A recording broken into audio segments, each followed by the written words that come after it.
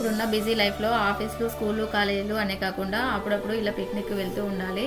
పిల్లలకి కానీ ఫ్యామిలీ అందరికీ చాలా రిలాక్స్గా ఉంటుంది. ఎక్కడికి వెళ్దామని ఆలోచిస్తుండగా మా చెల్లె వాళ్ళ మామిడి తోటకి వెళ్దామని బయలుదేరాము. మధ్య దారిలో రేణికాయ చెట్టు కనిపించి తెంపుకొని తినాలనిపించి అందరము రేణికాయలు తెంపుకొని తినుకుంటూ హ్యాపీగా మామిడి తోటకైతే చేరుకున్నాము.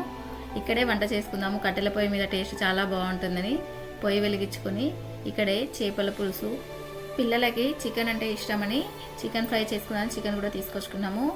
ఇలా కట్టెల పొయ్యి పైన మట్టి పాత్రలో చికెన్ కానీ ఫిష్ కానీ చాలా టేస్టీగా ఉంటుంది.